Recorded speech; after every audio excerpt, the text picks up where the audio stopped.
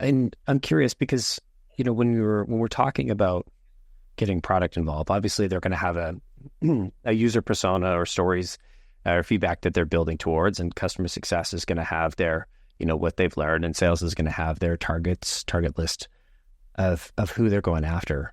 I'm curious about kind of how you align these things at Aurum. So yeah, go ahead.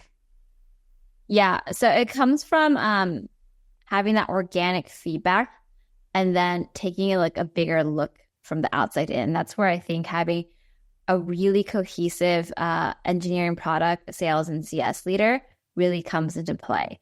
So where I see that worked really well at Aurum is, again, when we fire our execs and in general, like people are mission driven and not just department driven. That is important because when you think about the mission of the company as first and foremost, then the decisions you make, especially from up top, comes from that versus coming from, again, like product team. They want to build out as many features as possible. That's not always the best move. Sales wants to close as many deals as possible. That's also not the best move because there are bad customers.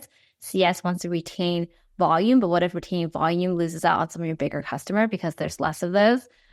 And so drilling back to the main mission, if you have that aligned and you have department leaders who are mission focused, they put aside kind of the ego and thought of like making their department the very best, even though maybe it's not the best for the entire company.